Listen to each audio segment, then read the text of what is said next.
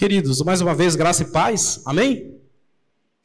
Que o Senhor nosso Deus possa nos edificar essa noite, através da sua palavra, e já convido os irmãos que abram no Evangelho de Mateus, capítulo 1, do verso 18 ao 23.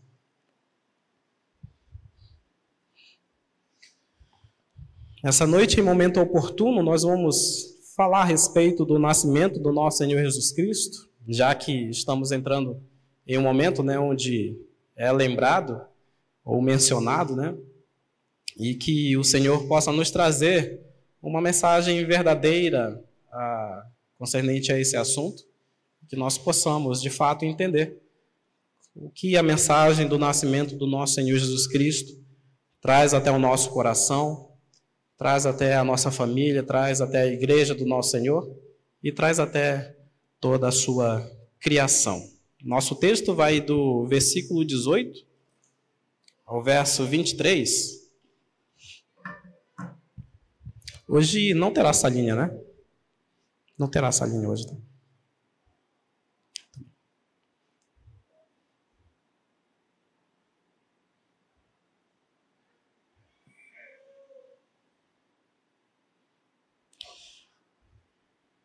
Vai haver? Vai? Perfeito. Crianças até 8? Até 7? Até 7. Vamos lá. Crianças até 7 anos. Vem, filho, vem.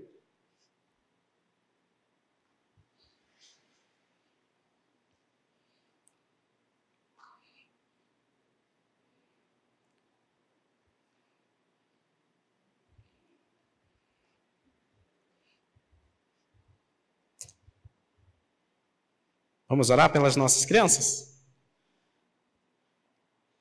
Senhor, nosso Deus, nosso Pai, que agora nesse momento, Senhor, as crianças possam ser cuidadas por Ti, ó Deus, que Leandro e a Samara possam trazer mensagens, ó Pai, possam ser entendidas por elas, ó Senhor, e desde já a semente do Teu Evangelho, a Tua verdade, Senhor, já seja plantada, Senhor, segundo a percepção de cada um deles, ó Deus, que eles possam futuramente frutificar, Senhor, isso que está sendo ensinado agora, nesse momento. Nós pedimos em nome do Teu Filho, Jesus. Amém. Queridos, então vamos lá. Verso 18 ao 23 do capítulo 1 de Mateus nos diz o seguinte. Ora, o nascimento de Jesus Cristo foi assim. Estando Maria, sua mãe, desposada com José, sem que tivesse antes coabitado, achou-se grávida pelo Espírito Santo. Mas José, seu esposo, sendo justo e não a querendo infamar, resolveu deixá-la secretamente. Enquanto ponderava nessas coisas, eis que lhe apareceu em sonho um anjo do Senhor, dizendo: José, filho de Davi, não temas receber Maria, tua mulher, porque o que dela foi gerado é do Espírito Santo. Ela dará à luz um filho e lhe porás o nome de Jesus, porque ele salvará o seu povo dos pecados deles. Ora, tudo isso aconteceu para que se cumprisse o que fora dito pelo Senhor por intermédio do profeta. Eis que a virgem conceberá e dará à luz um filho, e ele será chamado pelo nome de Emanuel, que quer dizer conosco. Vamos orar a Deus mais uma vez?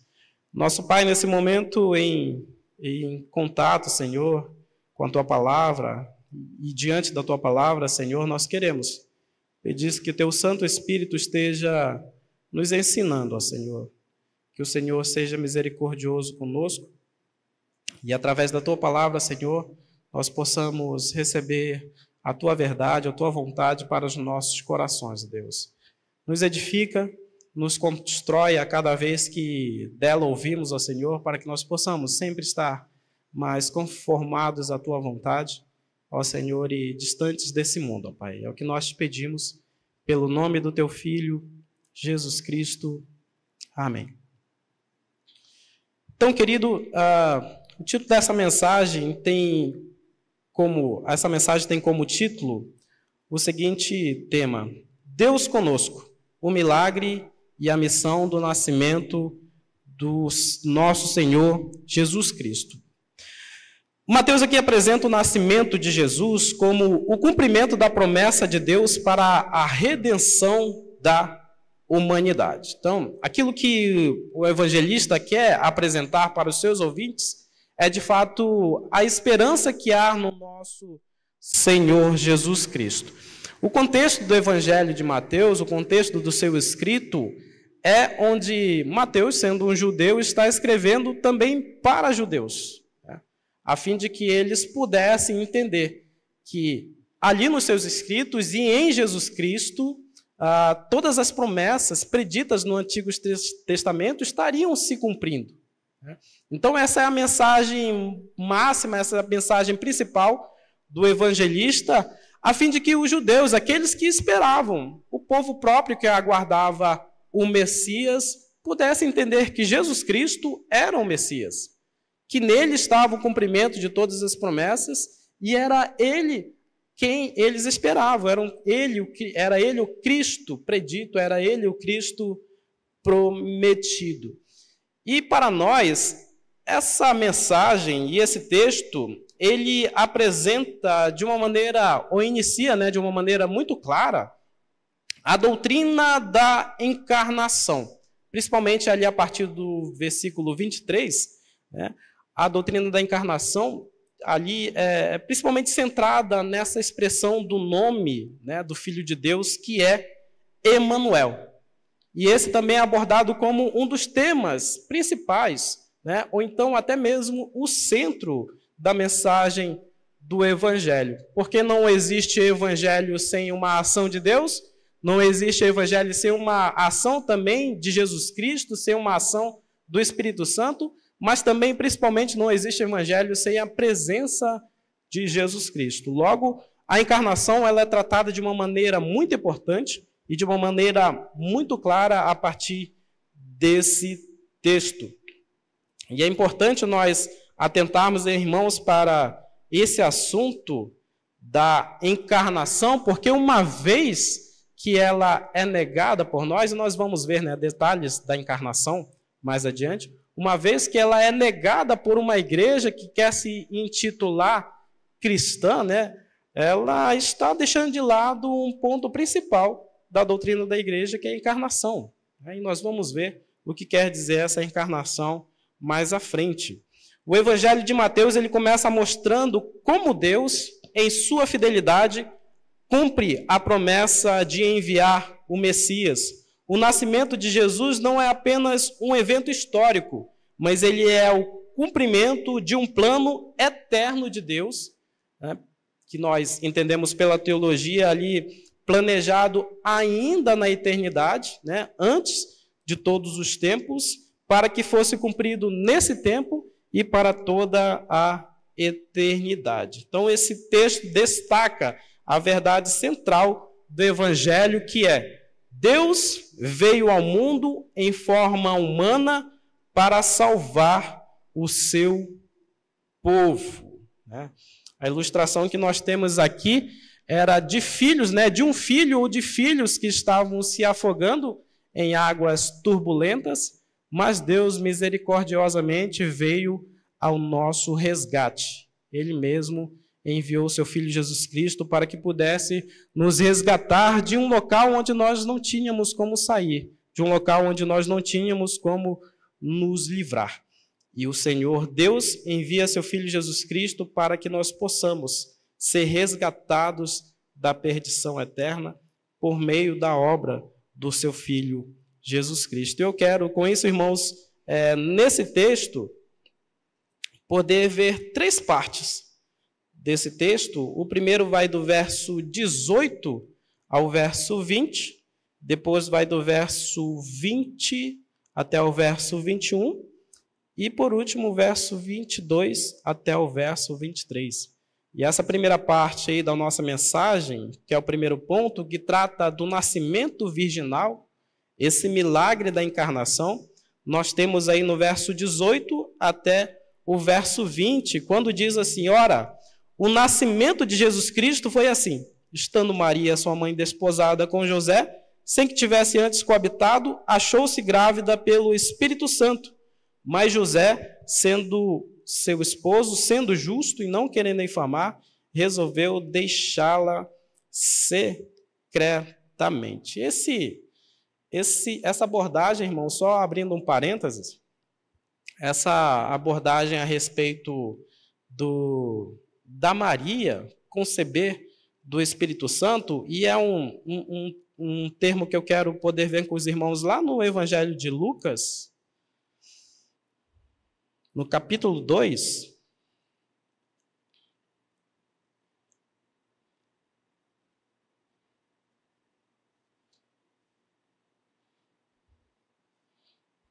perdão, Evangelho de Lucas, capítulo 1.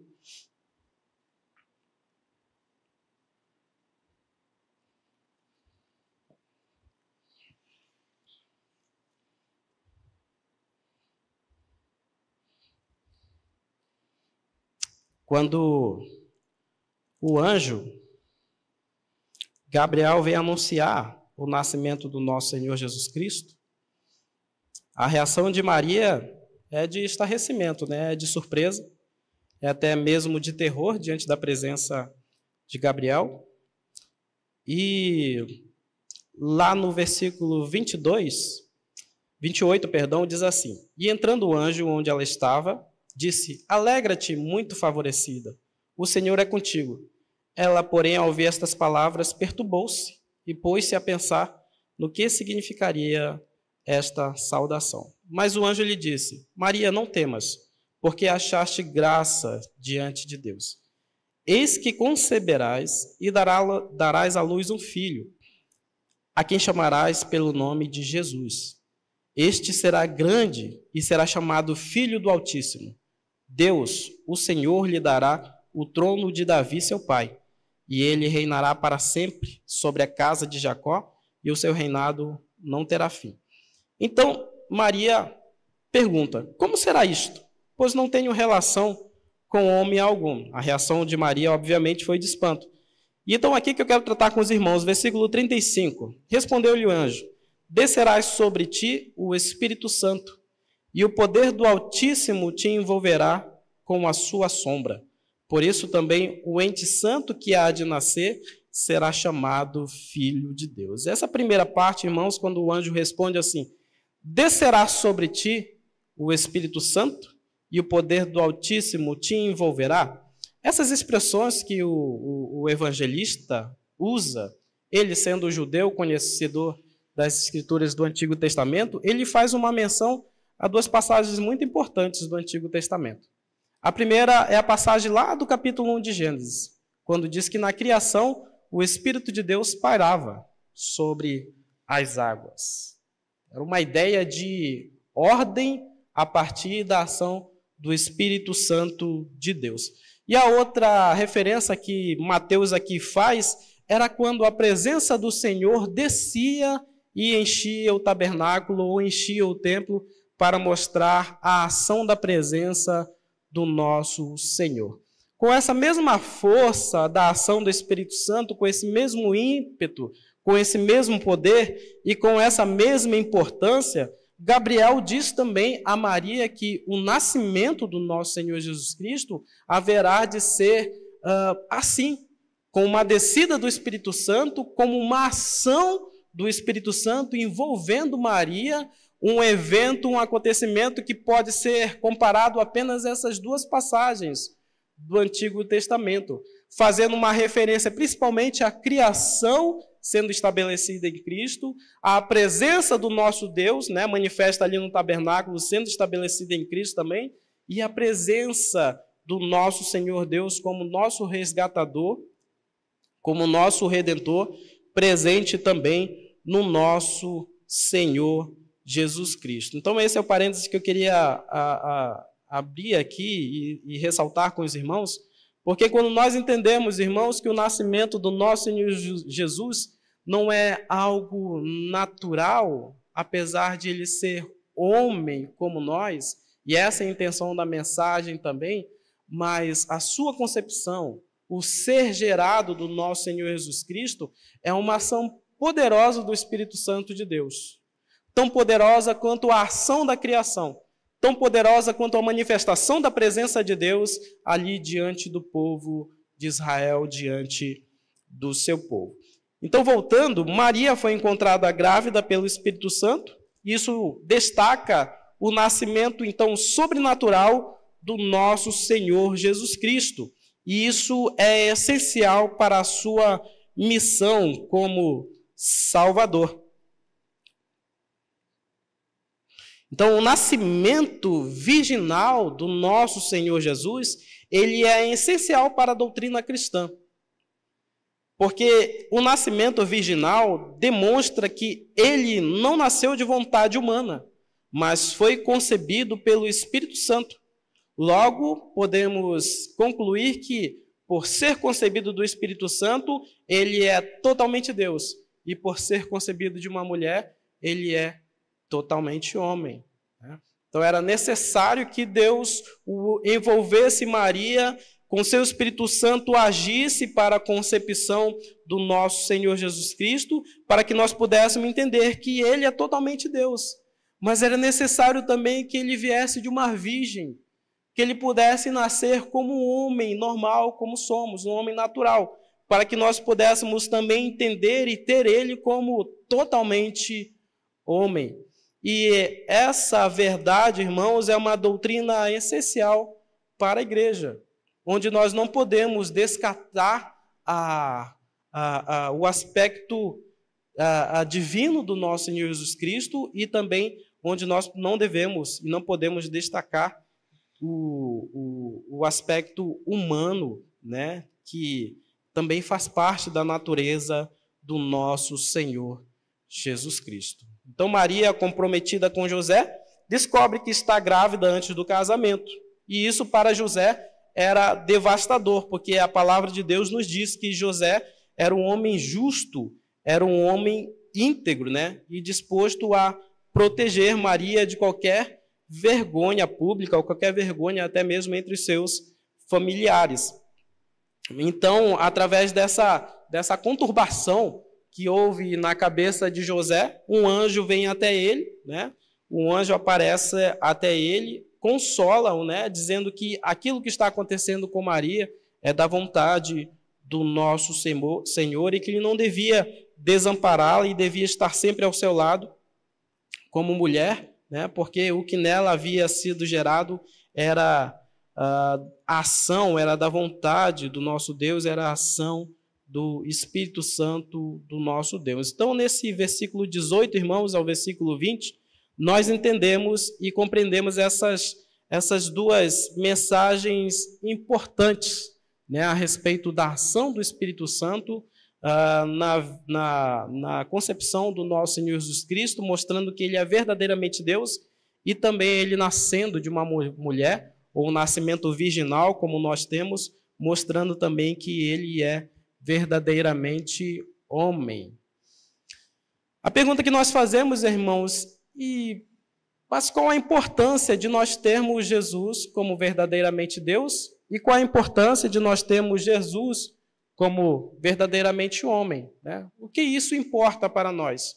O que isso quer dizer para nós? O que isso quer dizer para a nossa redenção? Ora, quando nós entendemos que Jesus é verdadeiramente Deus, nós entendemos que Jesus é Deus conosco, é Deus encarnado.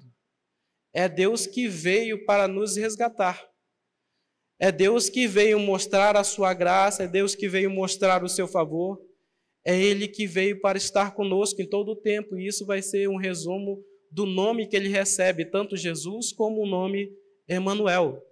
Por isso que é importante nós lutarmos por essa verdade, batalharmos por essa verdade, e na nossa mensagem do Evangelho também nós, ao sermos interpelados a respeito da divindade do nosso Senhor Jesus Cristo, nós possamos confirmar, né, e afirmar com veemência que Ele é verdadeiramente Deus. Porque, ao contrário disso, nós estamos desfragmentando, desmerecendo a ação redentora do nosso Deus sobre a nossa vida. Era necessário que Deus estivesse conosco.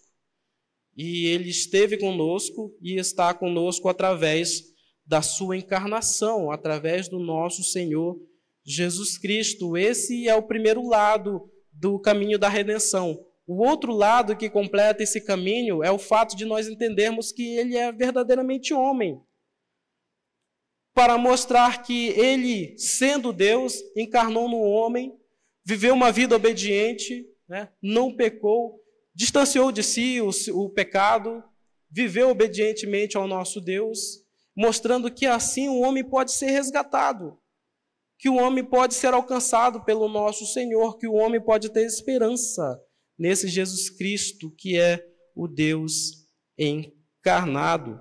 Nisso, irmãos, nós devemos confiar no poder de Deus, mesmo quando esses caminhos pareciam improváveis, né, incompreensíveis, como era para o casal lá, Maria e José. Nós devemos confiar que Deus está agindo, que Deus está mostrando a sua obra redentora em nossas vidas e que isso muitas vezes transcende a nossa compreensão, transcende até mesmo a lógica humana, né? O segundo ponto que eu quero poder tratar com os irmãos está no verso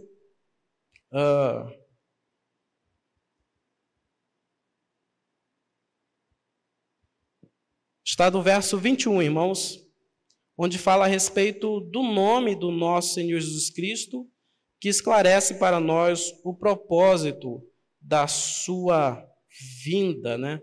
Diz assim o versículo 21: ela dará à luz um filho e lhe porás o nome de Jesus, porque ele salvará o seu povo dos seus pecados. E aqui a própria palavra está nos dando o significado desse nome Jesus Cristo, né? Que é uma transliteração do grego, que quer dizer o Senhor salva.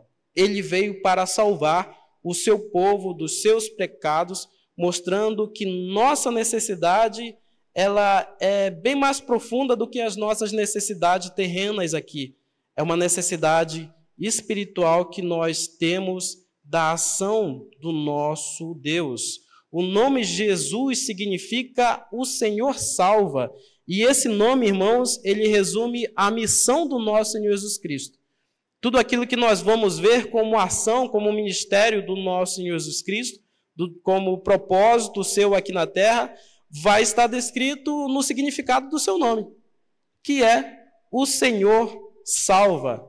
Ele veio para salvar o seu povo dos pecados deles, né? A salvação é o propósito, então, central da encarnação de Cristo. O pecado separa a humanidade de Deus, e apenas Jesus, sendo Deus e homem, pode reconciliar-nos com o Pai. Então, esse nome, Jesus Cristo, também reproduz e esclarece o ministério do nosso Senhor Jesus Cristo, né? Que sendo ele Deus e sendo ele homem, isto é descrito nas suas obras, isso é descrito no seu ministério, onde o propósito central da sua encarnação é a salvação do seu povo dos seus pecados, né? E na nossa teologia, na teologia reformada, nós entendemos que Jesus, então, salva o seu povo dos seus pecados, né? Ele veio para resgatar os seus, ele veio para lançar perdão sobre aqueles a quem ele escolheu. Ele morreu pelos pecados destes, e nós não entendemos que ele morreu pelo pecado de toda a humanidade, porque se nós entendêssemos assim, nós estaríamos concluindo que o sacrifício de Jesus é ineficiente, porque se ele morreu por toda a humanidade e conseguiu salvar apenas alguns, não foi específico. Mas esse nome, Jesus, que quer dizer Salvador dos pecados, né? Ou salva o povo dos seus pecados, mostra justamente isso, que a sua redenção ela é efetiva. A sua redenção ela chega até o final para os pecados dos seus, daqueles que são redimidos, daqueles que foram escolhidos, daqueles que foram alcançados. E isso nós também temos na teologia como a graça eficaz, aquela que toma o pecador, aquela que o alcança, aquela que o molda, aquela que o converte e aquela que o prepara para a eternidade. Então, por isso, nós entendemos que Jesus Cristo destaca o propósito principal, o nome, destaca o propósito principal do nosso Senhor Jesus Cristo, que é o Senhor salvando o seu povo. E aqui também, irmãos, nessa ação de Deus, a ação do nosso Senhor Jesus Cristo, isto mostra também a inabilidade das nossas obras, a ineficiência das nossas obras, onde não fomos nós quem escolhemos ser salvos pelo Senhor, onde não foi nós quem captamos essa salvação, essa mensagem salvadora de Deus para nós, mas foi o povo que Deus escolheu. Para esse povo que Deus escolheu, ele envia o seu Filho, encarna em Jesus Cristo soberanamente para cumprir essa obra de resgatar, de salvar o seu povo, E fazendo breves aplicações aqui, irmãos, nesse segundo ponto para nós devemos reconhecer a necessidade mais profunda do nosso coração, que não é a material, que não é aquela que muitas vezes está latente, no nosso dia a dia, aquela que está latente no nosso cotidiano. Mas Jesus veio, Deus encarnou, Jesus veio para atender a nossa maior necessidade, que é a nossa necessidade espiritual, a necessidade de sermos resgatados, a necessidade de sermos salvos, a necessidade de concluirmos esse plano que Deus tratou ainda na eternidade. Por isso, todos nós precisamos do perdão e da graça de Deus. E sabemos que ela chega a nós não pelos nossos méritos e não pelos nossos esforços, mas chega através de uma ação divina que move a história, que move todas as coisas, para que os redimidos sejam encontrados e resgatados. Por isso, uma segunda aplicação é que nós devemos louvar a Deus, termos gratidão no nosso coração por Ele ter providenciado esse Salvador, por Ele ter movido toda a história, conduzido toda a história, predito, usado homens, profetas e várias outras tantas formas de anunciar o nascimento do Redentor. E essa mensagem chegar até nós, esse Redentor nascer, ser obediente, padecer, morrer por nós e ressuscitar. Isso, irmãos, é motivo de louvarmos ao nosso Deus, glorificarmos a Ele por Ele ter providenciado um Salvador para nós, ao invés de morrermos, e nos depararmos com o salário dos nossos pecados. Verso 22 ao verso 23, onde nesses versículos nós temos Mateus falando a respeito de um cumprimento profético, onde Deus se mostra fiel às suas promessas. Olha o que o próprio Mateus começa dizendo no versículo 22, e esta expressão vai ser um ponto-chave de todo o seu evangelho. Ele diz assim: ora, tudo isso aconteceu para que se cumprisse o que fora dito pelo Senhor por intermédio dos profetas. E aqui ele faz uma referência ao livro de Isaías, capítulo 7, versículo 14, onde ele diz: eis que a virgem conceberá e dará à luz um filho, e ele será chamado pelo nome de Emanuel.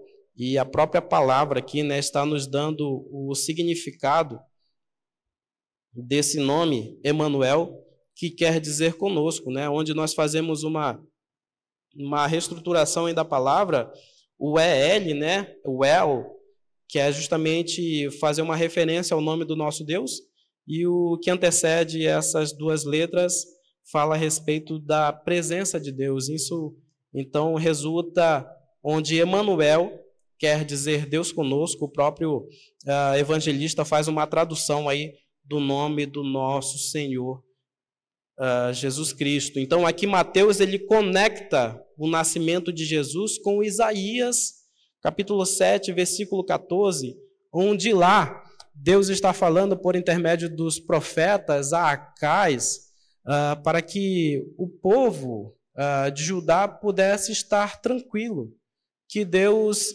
estava com eles, que Deus ainda permanecia com eles, que Deus não o desampararia.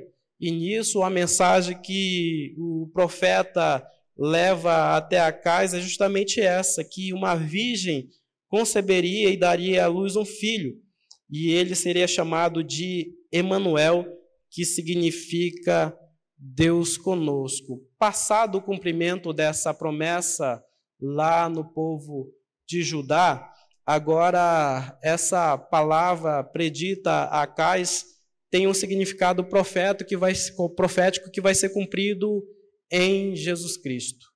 E Mateus, então, movido pelo Espírito Santo, entende que é justamente esse o momento do cumprimento da palavra profética a Acais, onde Deus haveria de encarnar, Deus haveria de enviar o seu filho, um menino haveria de nascer, e esse menino seria Deus conosco, seria a representação da presença de Deus conosco. O que o evangelista, irmãos, estava querendo dizer aos seus leitores naquele tempo, está querendo dizer também a nós nessa noite, é que Deus cumpre, Deus é sempre fiel às suas palavras e às suas promessas. Desde os dias de Isaías, Deus planejava enviar seu filho ao mundo, né? E o nome Emanuel revela essa presença real de Deus com o seu povo. O nome não é apenas um título, mas é um significado real de quem Jesus Cristo era, de quem Jesus Cristo é, de quem Jesus Cristo permanecerá sendo, que é Jesus, Deus vivendo entre nós. E uma ligação, irmãos, com vários outros textos, né, que trata da presença de Deus para com os seus. Esse título Emanuel, que significa Deus conosco, também faz uma referência lá ao Jardim do Éden, quando lá nos primeiros capítulos de Gênesis, diz que na viração do dia, Deus ia sempre visitar, né, o casal ia sempre visitar Adão e Eva. Até teologicamente nós entendemos que essa forma humana que estava lá com Adão e Eva já era uma predição da encarnação de Deus em Cristo Jesus.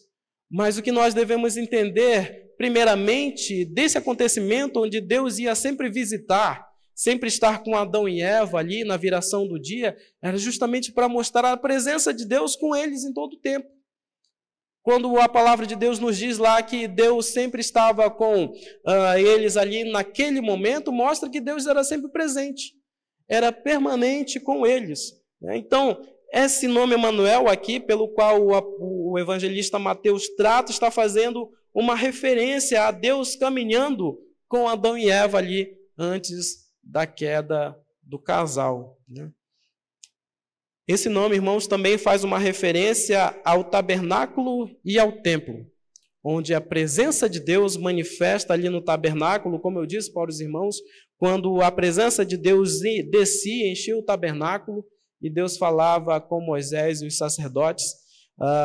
Esse nome Emanuel também faz uma referência a esse Deus habitando no meio do povo de Israel, onde ele fazia questão de descer com a sua glória, mostrar parte da sua glória e ser visível, ser percebido pelo povo de Israel. Israel devia concluir naqueles momentos que Deus estava com eles, que aquela expressão era uma expressão da presença de Deus com eles. E João também vai repetir isso, né, no versículo 14 do seu primeiro capítulo, onde diz que o verbo se fez carne, mas ele não termina aí. E ele diz, e habitou entre nós. Essa palavra habitou no grego, ela tem um sentido de permanência, de que não deixa, né? De que está permanente e em nenhum momento se ausenta, né? De que ele habita conosco, de que agora ele está presente, de que agora nós podemos concluir, ter certeza de que ele habita entre nós. E esse texto também faz uma referência ao futuro, né? Faz uma referência a Nova Jerusalém, faz uma referência à eternidade, onde lá, Apocalipse 21, versículo 3, diz: eis o tabernáculo de Deus com os homens. Está falando a respeito de Jesus Cristo, um lugar, né, a representatividade do nosso Senhor, onde Deus e os homens podem habitar juntos, onde Deus e os homens podem estar juntos, onde Deus e os homens podem permanecer desde agora para todo sempre. Então Jesus é a encarnação de Deus, a presença de Deus em forma humana, que culmina na promessa da nova criação, onde Deus estará com o seu povo para todo sempre. E essa presença de Deus, irmãos, é um dos maiores consolos que o povo de Deus pode ter. Não existe maior consolo, maior presente, maior dádiva que nós podemos perceber da nossa vida cristã do que a presença de Deus conosco em todo momento. A presença que não se aparta, né? A presença que não nos deixa. A presença que, ainda que nós muitas vezes percebamos que não está agindo, muitas vezes é por ocasião dos nossos pecados, do nosso coração endurecido, dos nossos ouvidos e olhos tapados, mas Deus permanece ali conosco em todo o tempo. Afinal de contas, uma das suas últimas palavras era do Senhor Jesus Cristo, antes de ascender, é que Ele estaria conosco por todo o tempo, até a consumação dos séculos. E se Deus sempre cumpriu as suas promessas, se Deus sempre cumpriu as suas palavras, certamente a palavra do nosso Senhor Jesus Cristo também está sendo cumprida em nós, onde a presença de Deus em Cristo Jesus, ela se torna pessoal e permanente. Ela se torna perceptível por nós. E deve ser assim, irmãos, em todos os tempos, em momentos e tempos de nossas vidas. É certo e é comum que muitas vezes, né, ela se torna totalmente desapercebida de nós, por causa das nossas preocupações, muitas vezes por causa das nossas prioridades. Mas a despeito disso, o Senhor Deus esteve, está e sempre estará conosco, por cumprimento da sua promessa, por cumprimento do seu plano redentivo e por vontade sua soberana, as promessas do Senhor sempre hão de permanecer sobre nossas vidas, irmãos. Então, Mateus, aqui ele interpreta o nascimento de Jesus como um cumprimento dessa profecia, um cumprimento dessa promessa do nosso Deus para conosco, que é certo de que essa graça soberana de Deus na salvação, na nossa redenção, haverá de se cumprir, haverá de se concluir. E isso deve ser uma verdade que acalenta os nossos corações, que tranquiliza os nossos corações, que nos faz viver os nossos dias, ainda que inundados por esse mundo, né, e pelo pecado que ainda habita nesse mundo, nós podemos viver confiantes na presença do nosso Deus. Assim como Deus estava com Maria e José, Deus também está conosco nessa noite. Deus está conosco em cada um dos momentos de nossas vidas. E isso é promessa do nosso Senhor Jesus Cristo para nós. Uma outra aplicação, irmãos, é de que nós devemos viver essa verdade da realidade da presença do nosso Deus e também anunciar essa realidade da sua salvação e da sua presença sempre conosco, sempre com o homem. O nascimento de Jesus é a maior mensagem de esperança que um coração perdido pode ter. É a maior mensagem de esperança que um coração desesperançoso pode ter. É o maior preenchimento de vazio que pode haver em qualquer homem da humanidade, né? Então, assim como os anjos anunciaram aos pastores a vinda do nosso Senhor Jesus Cristo e o propósito da sua vinda, Jesus, o Salvador, e Emanuel, Deus conosco, nós devemos também proclamar essa verdade do Evangelho ao mundo através dos nossos lábios, através da nossa vida. E eu quero poder finalizar aqui, irmãos, lembrando que, de fato, o nascimento do nosso Senhor Jesus Cristo deve ser e causar esperança aos nossos corações. Mas, principalmente, sabermos e sentirmos que a presença do nosso Deus, ela é real em todo tempo, em todo momento, né? E o nosso desafio é sempre não olharmos para o lado, não olharmos para baixo, não olharmos para cima, não olharmos para trás, mas fecharmos os olhos e percebermos que Deus permanece conosco em todo o tempo, né? Num ano que se finda, nós podemos, através dessa mensagem, consertar as nossas falhas. No ano que se inicia, nós possamos também, através dessa mensagem, começar a construir, começar a planejar os nossos próximos dias, né? E que Cristo seja principalmente a nossa esperança em tudo que sejamos, em tudo que façamos. Amém? Vamos orar ao nosso Deus? Peço aos irmãos que se ponham de pé, porque creio que logo após essa oração está finalizada, Edmilson. Tem mais algum? Tem avisos, né? Tudo bem, então vamos orar ao Senhor nosso Deus. Senhor, nosso Pai, nós queremos agradecer a Ti, Senhor, pela Tua palavra, queremos agradecer ao Senhor por enviar Teu Filho Jesus Cristo, por conhecermos a salvação, Senhor, que está contida nele, ó Pai, por termos esperança, Senhor, nele, diante de um mundo caótico, por sabermos ao Senhor que o nosso caminho estava perdido, mas fomos encontrados, achados no Senhor e agora caminhamos para a nossa morada eterna contigo. E principalmente, Senhor, sabemos que a Tua presença em todo tempo, em cada segundo, em cada fragmento do nosso tempo, em cada fragmento da nossa existência, ela permanece conosco, Pai. E que isso seja motivo para vivermos santamente para Ti, para vivermos sempre, Senhor, de uma maneira alegre para Ti, de uma maneira agradecida também ao Senhor, Deus. Nos mova, Pai, através de um período da nossa vida que finaliza, que nós possamos consertar, Senhor, as nossas falhas através da Tua misericórdia. E também, Senhor, nos instrui, Pai, para que nós possamos galgar, caminhar os nossos próximos passos, sempre em direção a Ti, Senhor, e com o Senhor sendo o nosso fundamento, Deus. Nós possamos Te louvar através dessa mensagem, pelo nome do Teu Filho Jesus Cristo, a que nós a Ti oramos. Amém.